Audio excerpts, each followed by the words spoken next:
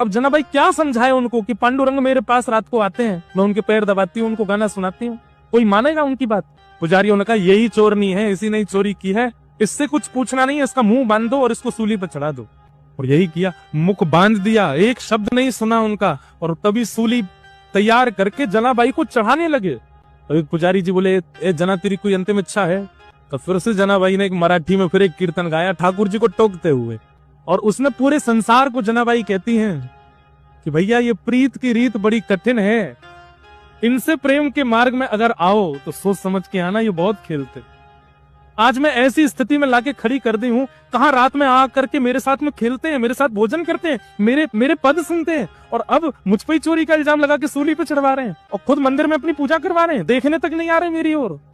अरे संसार के लोगों, वैसे प्रेम करना हो तो इनसे ही करना, लेकिन इनसे प्रेम करो तो बड़े सोच समझ के करना, ये खेलते बहुत है। ये उस मराठी पद का ये भाव है। और जनाबाई सब पुजारियों के आगे बोली, मैं सफाई नहीं देना चाहती, मैं क्या बताऊं आपको कि मेरे साथ क्या हुआ, मैं बस उन स्मृतियों को हृदय में धारण कर लेती हूँ जो पांडुरंग ने मुझे दिए हैं, और उनके साथ में जाना मंजूर समझूंगी। और सूली पर चढ़ा दिया। जैसे ही सूली उनके गले में लटकाई और पीछे से उसको कस करके बस खींचने ही वाले थे, इतने में ही पांडुरंग भगवान क्रोधित हो गए, और जो सूली का जो फंदा था वो तुरंत रस्सी से जल बन गया, पानी बन गया, और पानी बन करके अदृश्य हो गया। जैसे ही अदृश्य हुआ, श्री नामदेव जी महाराज तुरंत पहुंचे।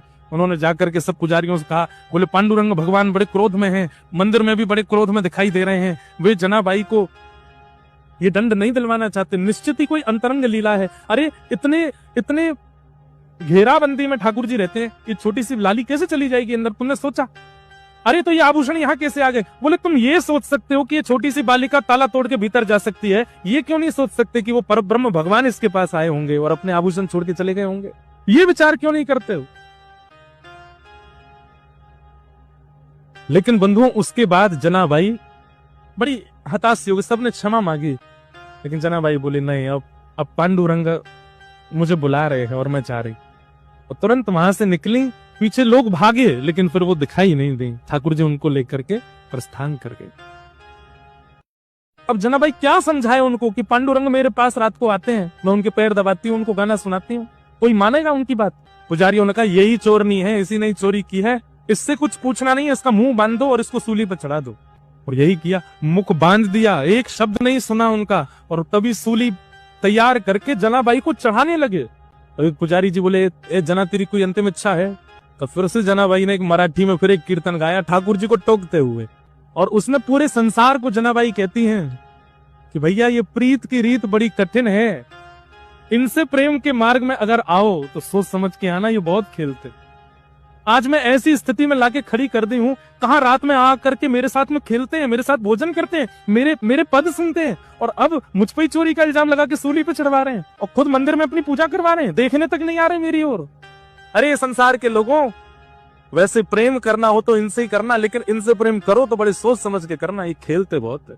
ये उस मराठी पद का ये भाव है। और जनाबाई सब पुजारियों के आगे बोली, मैं सफाई नहीं देना चाहती, मैं क्या बताऊं आपको कि मेरे साथ क्या हुआ, मैं बस उन स्मृतियों को हृदय में धारण कर लेती हूँ जो पांडुरंग ने मुझे दिए हैं, और उनके साथ में जाना मंजूर समझूंगी। और सूली पर चढ़ा दिया। जैसे ही सूली उनके गले में लटकाई और पीछे से उसको कस करके बस खींचने ही वाले थे, इतने में ही पांडुरंग भगवान क्रोधित हो गए, और जो सूली का जो फंदा था वो तुरंत रस्सी से जल बन गया, पानी बन गया, और पानी बन करके अदृश्य हो गया। जैसे ही अदृश्य हुआ, श्री नामदेव जी महाराज तुरंत पहुंचे। उन्होंने जाकर के सब पुजारियों से कहा, बोले पांडुरंग भगवान बड़े क्रोध में हैं, मंदिर में भी बड़े क्रोध में दिखाई दे रहे हैं, वे जनाबाई को ये दंड नहीं दिलवाना चाहते, निश्चित ही कोई अंतरंग लीला है। अरे इतने घेराबंदी में ठाकुर जी रहते हैं, ये छोटी सी लाली कैसे चली जाएगी अंदर, तुमने सोचा? अरे तो ये आभूषण यहाँ कैसे आ गए? बोले तुम ये सोच सकते हो कि ये छोटी सी बालिका ताला तोड़ के भीतर जा सकती है, ये क्यों नहीं सोच सकते कि वो परब्रह्म भगवान इसके पास आए होंगे और अपने आभूषण छोड़ के चले गए होंगे? ये विचार क्यों नहीं करते हो? लेकिन बंधुओं, उसके बाद जनाबाई बड़ी हताश हो गई, सबने क्षमा मांगी, लेकिन जनाबाई बोली नहीं, अब पांडुरंग मुझे बुला रहे हैं और मैं जा रही। और तुरंत वहां से निकली, पीछे लोग भागे, लेकिन फिर वो दिखाई नहीं दी। ठाकुर जी उनको लेकर के प्रस्थान कर गए।